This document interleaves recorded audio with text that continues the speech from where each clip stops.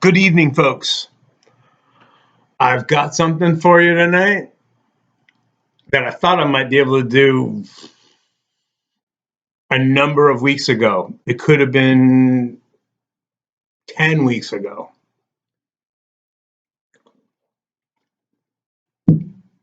It's called Scottman's Bodacious Blueray Bonanza. At the time, I have originally intended to do this. It seemed to me that what I was going to talk about was a kind of a dichotomy between some of the brick and mortar stores and other more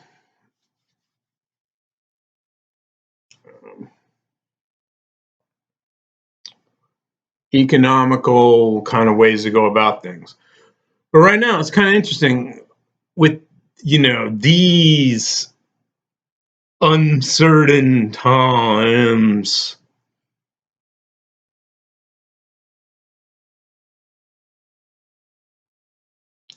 What we have here now is a different situation. 100 days later, who knew? So now the Scottman's Bodacious Blu-ray Bonanza has a whole different kind of angle. Pardon me. Sorry. What it has to do with tonight isn't even the titles or what I picked up. It's more or less a little bit about society here in the US, what we're allowed to do or say or be and all that shit.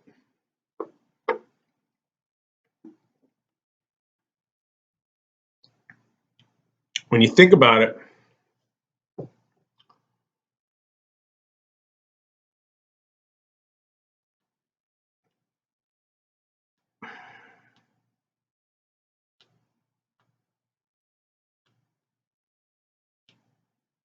it's unfortunate all around. Anyhow, getting back to what I wanted to discuss. Now, I live in somewhere, we'll call it the Dominion of Saruman the White, which is a reference to The Two Towers by J.R.R. Tolkien, a set of movies made famous by Peter Jackson. And Saruman, he had a lot of this. He was a very industrial person, but had a lot of poor ideas about how to go about it in the Lord of the Rings. And I live in the Dominion of Saruman the White. Yeah. Anyway, before all this kind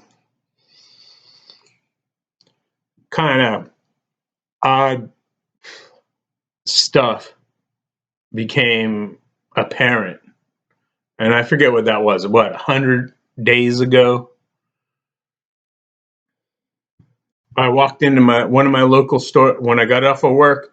There was one store that I would hit, and just see what the hell was going on over there. I think they called them thrift stores. The kind you'd encounter maybe like a Salvation Army, let's say, or what's the other one? Goodwill Industries or whatever. A lot of our nation's smaller stores, you'd see one of them around, and you could get even umbrellas and belts, and caps, hats, and old slacks or whatever, coats for cold weather times and things. They're not new, they're prior owned by somebody. And then you can pick them up for whatever. I mean, I have some Brooks Brothers shirts that list for about $109 that I picked up for, I don't know, 11, 12.99 or something. Um, maybe they were estate sale things or they were donated. So you get some, you might be able to achieve a nice thing for yourself that you could get and enjoy. Um, what it is back in the 100 days ago business.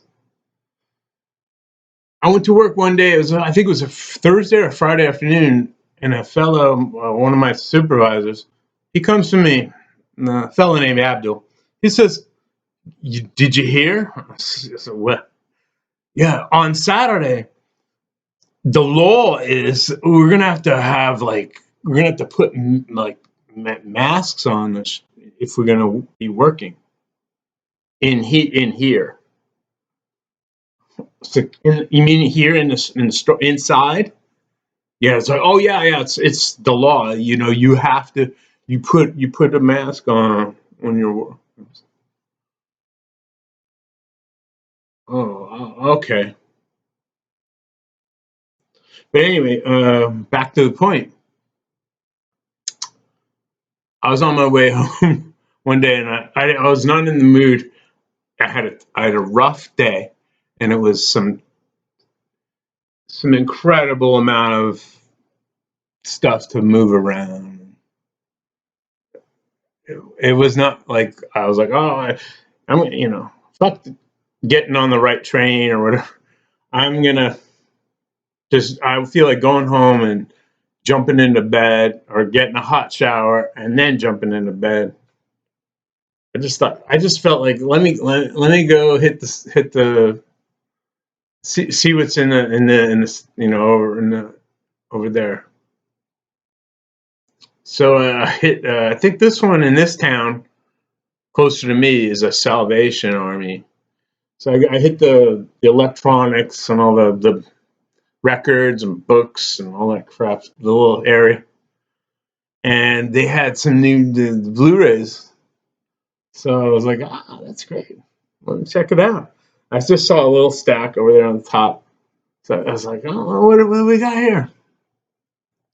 So I got like all at once. I got just 5. So I got Liam Neeson Taken. It's kind of an action hero thing where he saves his daughter from despair and horrible misery in somewhere in Hungary or Europe or something.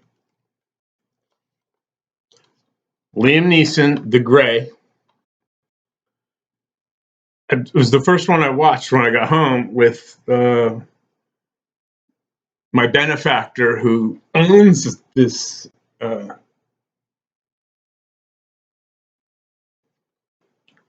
And I don't remember a thing about it. It's good. It was good. It was good. Just don't really remember what it was about. Really, it was good. Good. I would recommend it because I remember I liked it. That's all I can remember. That it was good enough to see. Sin City. I don't know if it's like I don't know if it's a Quentin Tarantino or some sort of. I know it's got Jessica Alba in it, and that's a good thing about it. You can't go wrong if Jessica Alba's inside of a movie. But it's decent. It's got some special effects. It's like one of those CGI, and also it's a detective kind of a movie, and it's got a lot of like wacky stuff going on. I think it's pretty watchable. And then ever since I was a little guy, I love Star Trek, and I saw this movie first on regular DVD when it came out. But I know this movie. It's like what we would call the new crew of Star Trek in Star Trek movies now. Their second edition. The first one's a little, yeah, but this is Into Darkness. This is as a I can't stand New Generation. The whole series, which is the one with the most episodes, New Generation. I'm not going to say that it's just. And they made the movies. The movies that went into the theaters were based on New Generation. Mm-mm-mm-mm. But there were some series, and I'm not talking about Deep Space Nine. I think Voyager had moments, um, just the original series. But these kids here, this Into Darkness, if you like your Trek, like the first business, like the actual series of Star Trek, with Leonard Nimoy and Spock and Scotty and DeForest Kelly as Bones, whatever. This these guys, they step up to the plate in this Into Darkness thing. This is great. I was so happy to see that. And then of course Looper. Looper is a weird. It's a Bruce Willis movie where he's also himself as a younger man, and it's like a time travel loopy. They're looping, and so he ends up meeting himself as a younger man, and they're in the diner, like having steak and eggs, and like across the table from each other, and it's like you talking to you. Not a lot of movies have that kind of a moment in them, and I went to this twice when I only was on unemployment and was like coming up with unemployment money. I saw it the first time, and it was kind of confusing because of the whole time replication looping thing. So I actually wanted to see it once more because where I got the point towards the middle of it the first time. I just want to see how, like, okay, now that I understand the concept, but it's good enough to see. It's not the best movie in the world, but it's really good. And there's a little youngster in here. It's funny because an analogy or analogous to this here is one of Bruce Willis's movies, where the youngster sees dead people, and he's, I think it's Haley Joel Osment, and the star of that movie was the youngster with Bruce. Now, it's not a scene with Bruce Willis or anything like that, but this movie is the linchpin of the whole production. I think is a kind of like a 5-year-old boy. Like the kid makes the movie. If there wasn't the kid that does well, it's no spoilers. It's like a little 5-year-old guy without the kid. This is kind of, and it's incredible what the kid did. But anyway, when you think about it, at Salvation Army, these are Blu-rays, and I got all this stuff on the way home one night after work for 15.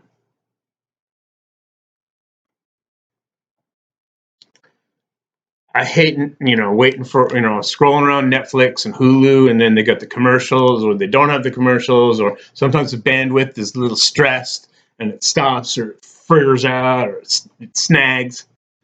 If you're playing it on your system and it's yours, it works. 15 for 5, that's three, three. Nice, right? Yeah. A couple weeks before that, I got these 4 titles for close to $90 on Amazon. I got the Invasion of the Body Snatchers classic. You gotta Gotta have that. Donald Sutherland, Jeff Goldblum. Really good movie. 12 Monkeys. Gotta have the 12 Monkeys. Also Bruce Willis. But really good. No Die Hard here. Really good. Well, the director is Terry Gilliam of Monty Python fame, and comes out pretty well. I mean, this might be my favorite cinematic experience. Liz Taylor and Richard Burton. Yeah, Liz Taylor and Richard Burton. Who knew? These guys made some movies, but I just love this. The thing I like about it most is a good deal of smoking and drinking.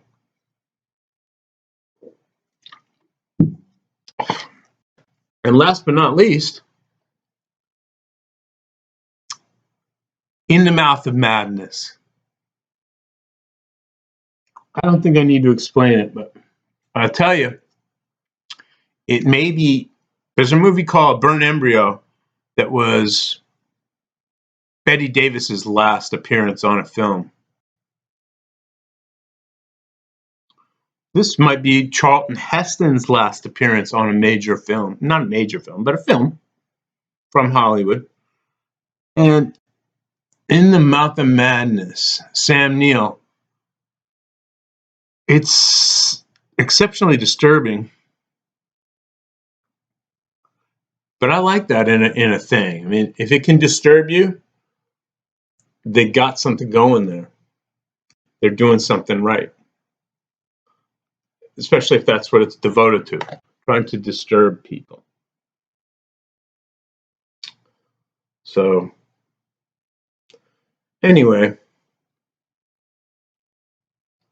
I wish I had some little boxes on the, we could put boxes in here, and that could have the little people that I'm talking to right now, because of course, you can't really actually talk to anybody in the same room, can you?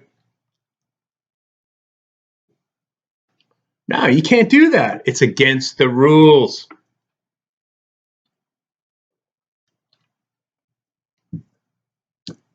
So this entire place I am by myself.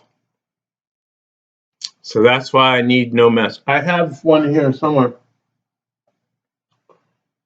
I think I have a new one. Hold on.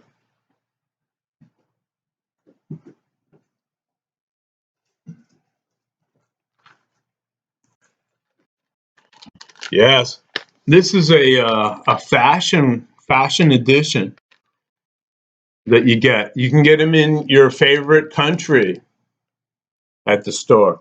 If you want one that's like Brazil or whatever, I forget what this is. This some kind of country that's close to our country. I forget. It's the name of it escapes me. It's something. But I hear that it's close by. Anyway, it's nice to do one of these and kind of start to, whatever it is, get a couple things out of the way. What I would like to do is go back to over here to like one of these thrift stores. Remember, people used to donate like old gear that they didn't really want to use anymore, and they would bring it to the store, and then they'd put it up, or steam clean it and stuff. They hang it up real nice, and then you could buy other people's stuff, and you didn't have to pay like department store or Amazon prices for new things. You could go in there and get, and you know what? They could even put the little tape distancing marks and all that stuff on the floor. and you could still open that store and put those people that used to work in those places back to working where they have jobs to go to be working and making money. From me and where I work, I can bring them my money, and I can go be like, oh, let me, oh, look, I'm gonna go get my vitamin. But those people are not working, and those places aren't open right now because of some sort of fear. Uh, I thought, don't they have it solved? Like, is it you're supposed to walk around there? You should put some marks on the floor and say, oh, it has to be this many distance. No, it doesn't. You know why? I read it somewhere. Yes, they're not essential. Those people aren't essential. They're not. They're not essential. Not like you and me. We're essential. I think it's if we sell the right things and we offer the right products at the right price that people want, or that they want available to the public. If we're in those places, then it's okay to be. But if you're selling like other people's, somebody else's old Star Trek, and then to somebody else, and then, oh my goodness, what will you do? You gotta wipe it up. You gotta wipe it up. There might be COVID on it. So somebody doesn't get a job that they can go to and make a living or bring home money to their family to contribute. Do you think that's right? Is your mayor right? Is your governor right? Does that make sense? Somebody spilled some blue paint tonight on a slogan painted on the ground by a mayor of a big city right near me. It's right out here, about 15 minutes. The mayor of a very large city, I think you'll know the name, painted a slogan on the ground, and some very disruptive people today poured blue paint on it.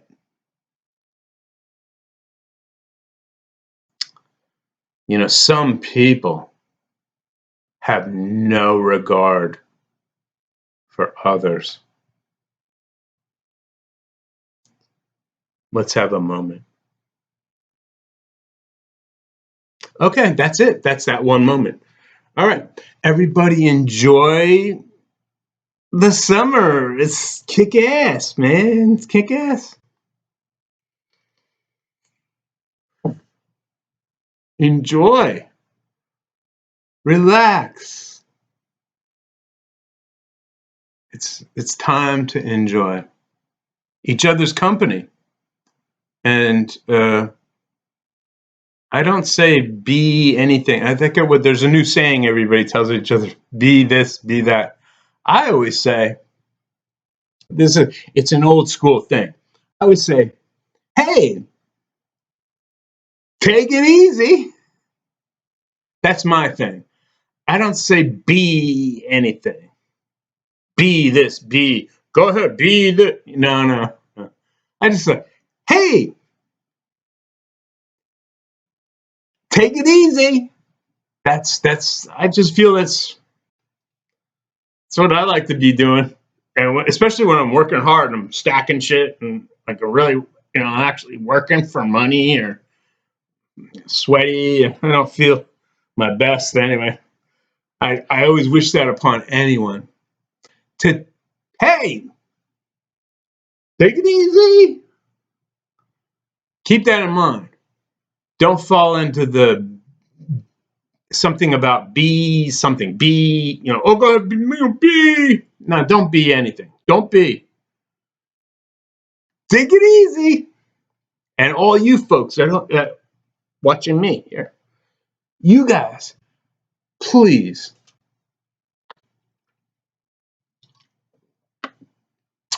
just take it easy. All right? Is that good enough? Can we all just take it easy?